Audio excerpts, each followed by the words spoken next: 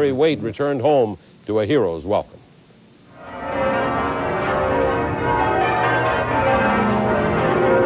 In cities across England, bells pealed to celebrate the freedom of the last British hostage. Waite was laughing and did not show a trace of bitterness after being held captive for nearly 5 years. The church envoy says he will continue his work to free all hostages and delivered a message apparently aimed directly at Israel. On this day, it would not be right for me to leave this podium without remembering all those, and all those in particular in the Middle East, who are held captive. It is wrong to hold people in such a way. It is self-defeating, and those who do it fall well below civilized standards of behavior, no matter who they are, no matter what nationality or what organization. Waite said he had been in chains nearly 1,800 days and said his homecoming celebration was an overwhelming experience. Waite is bound to be asked what was his role in trying to free the hostages before his own capture. Was he working independently of any government when he was abducted, or was he working with Oliver North and the Reagan administration? CNN's World Affairs correspondent Ralph Begleiter has that story. Terry Waite's freedom raises again questions about how closely his hostage release efforts in 1986 in Lebanon were connected to the White House. Before the Iran-Contra scandal erupted publicly, Waite was not afraid to be photographed with then Vice President Bush. Once the weapons for hostages scheme exploded, Terry Waite tried to distance himself from Washington. It was on his next trip to Beirut that Waite became a hostage. The connection had become apparent. Waite flew in and out of Beirut aboard U.S. Army helicopters from nearby Cyprus. If you're working for the release of American hostages, you have to relate to the American administration. And I needed a secure route in, and particularly a secure route out to get hostages out, and that was provided. Waite was in constant touch by phone with the secret White House hostage operation run by Oliver North. I tried very hard to keep him apprised of what we knew of the situation in Beirut. We coordinated with him and made offers to support him in any way that we could. And indeed, he did take advantage of many offers that we made. While North and other Reagan administration officials were dealing under the table with Iran, aides say Waite was given advance notice when North thought another hostage might be released. He was sent out by North when North thought something was going to happen, and when it would be extremely expedient for a third party to be in the area who could take credit and therefore divert attention away from what we were doing and avoid compromising our mission. After his trips to Beirut, Waite telephoned Washington, and government officials say they were briefed on Waite's contacts. When hostages were freed in July and November 1986, the world thought Terry Waite played a role. It was a cover to keep Oliver North's operation secret. I don't believe he was used in a sense that was abusive or was contrary to what he wanted to do. Some of North's associates now say they knew Waite was being used, but didn't raise any objections at the time. Beirut newspaper reports soon after Waite was captured suggested he was a CIA operative, carrying a transmitter which might have helped locate the hostages or their captors in the tangle of Beirut apartments. Oliver North and his associates, some of them senior U.S. officials, call that nonsense. To the best of my knowledge, no one in our government ever asked him to do anything to put himself at risk. U.S. officials looking back acknowledge Terry Waite's links to Washington during the arms for hostages era were more extensive than anyone at the time probably realized. But for the moment, they say there's no evidence Waite was an operative of the United States. Ralph Begleiter, CNN at the State Department. For former hostage Thomas Sutherland, Tuesday was a day of celebrating family and freedom. He spent much of the day getting reacquainted with his wife, 2 of his daughters, and 2 brothers. Other relatives and friends are waiting back in the United States. Sutherland is expected to complete his medical test and debriefings on Wednesday and head for Iowa on Thursday. but his homecoming will be tinged with sadness. His father-in-law, who died the day before Sutherland was freed, is to be buried on Friday. With those releases, there are still 5 Westerners believed held hostage in Lebanon. 3 are Americans, and word is they might be released before the end of the month. The other 2 are German, but there have been no assurances offered about their release. So on Tuesday, the German government demanded that their citizens be freed immediately. The 2 relief workers were kidnapped 2.5 years ago while working in refugee camps.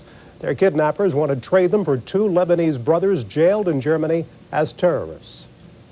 Coming up next on Worldwide Update, an architect of perestroika is back in a position of power in the Soviet Union. Hundreds of Croatians have made their way to safety, but for many of the people who could not get out, the days ahead are filled with misery.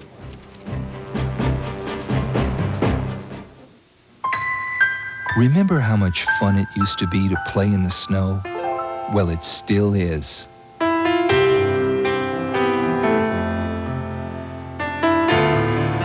visit a place where the snow is as good as it gets and all the ways to play in it have been perfected, just call 1-800-COLORADO. Get a free vacation guide, a travel discount certificate from Continental, and a chance to return to childhood. We're Jerseys, and for 89 years, we've been making the finest sportswear in America. Our clothes aren't high-fashion status symbols. They're just clothes that feel good, fit comfortably, and hold up wash after wash. From T-shirts to sweats to golf shirts, we make colorful quality activewear for the whole family. Jerseys, since 1902, the experience shows. Campbell's heard your healthy requests. Low fat. Less salt. But lots of taste. Here's our answer. New Campbell's Healthy Request ready-to-serve soups. All the great taste you want without some things you don't. New Campbell's Healthy Request. And healthy. Citizen, citizen, citizen, citizen, elegant citizen, citizen, elegance. Oh, his citizen, rare citizen, one citizen with lots of citizen, elegant, elegant, perfectly elegant citizen. We've got elegance. On CNN tomorrow, an interview with Democratic presidential contender Bill Clinton on Morning News. Then on World Day, he was one of the century's great diplomats, a profile of Winston Churchill. All tomorrow on CNN.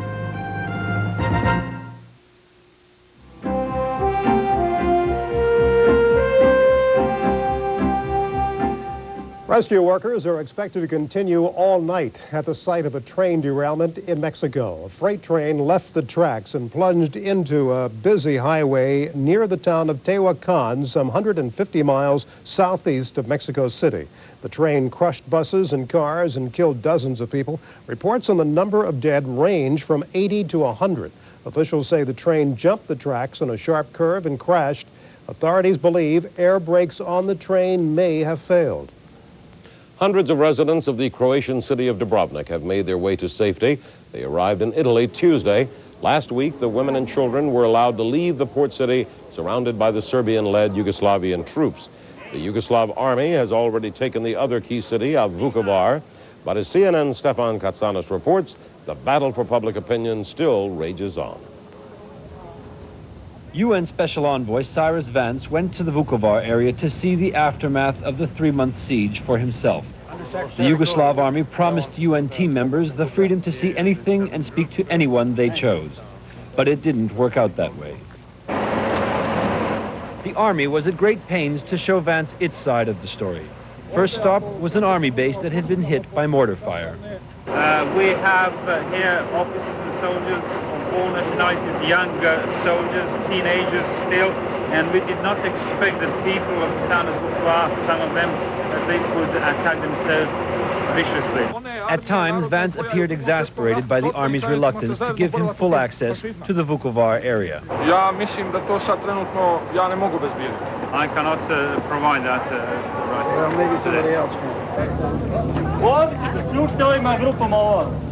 Civilians are still being brought from the ruins of Vukovar to dispersal stations like this one. Here, Vance was shown Vukovar survivors and the kindness of soldiers. And where will you be going from the center? Gde ćete ići iz centra? Da li imate neku There is nothing to teach.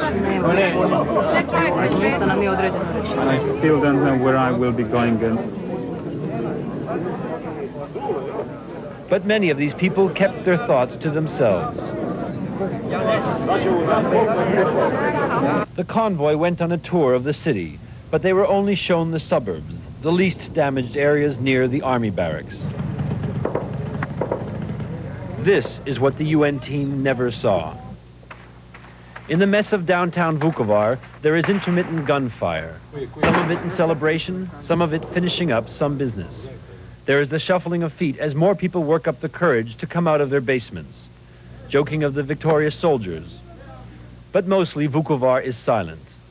Silent, unexploded artillery burrowed into the asphalt, and the silence of the ruins.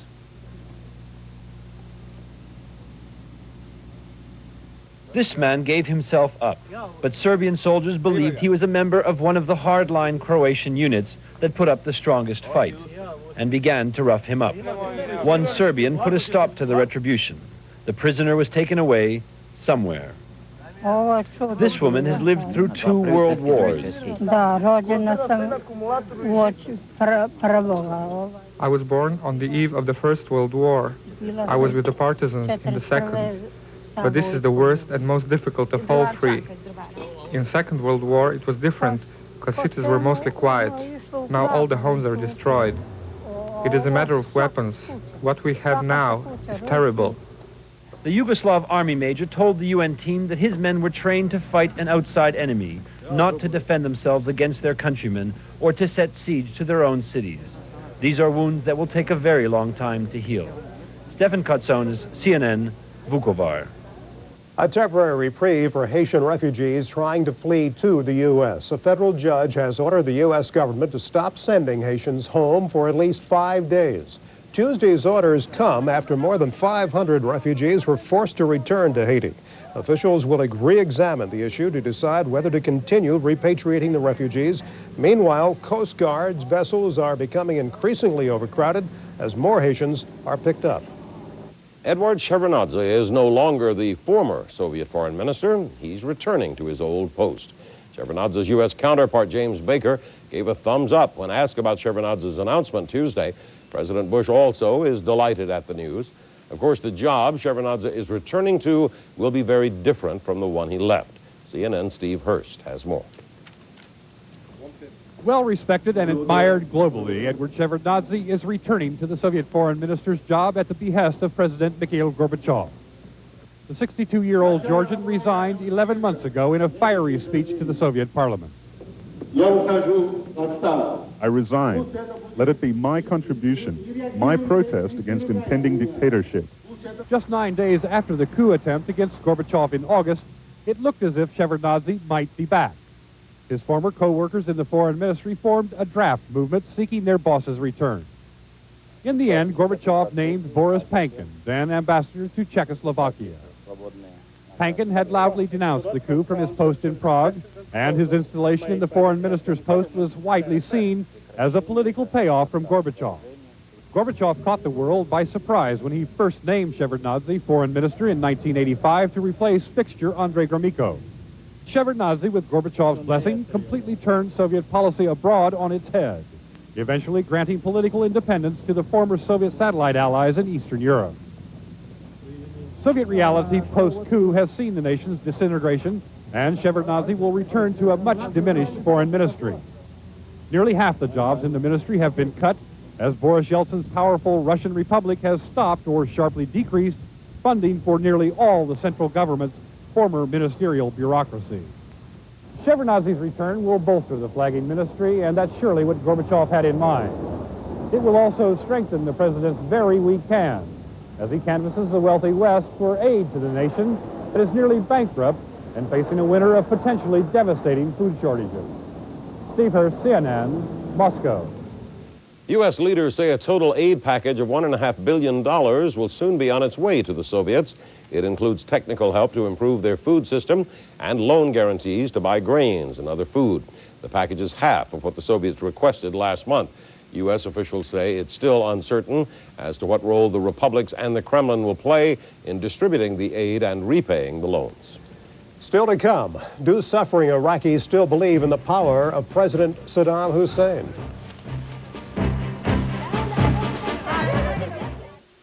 You know what's smart? This Magnavox 386 notebook computer that fits in your briefcase. But what's really smart is this Magnavox 8mm EasyCam that shoots incredible videos yet weighs less than 2 pounds. But what's brilliant is this Magnavox 13-inch TV that has a VCR built right into it. But what's really brilliant is this Magnavox 3-inch LCD TV.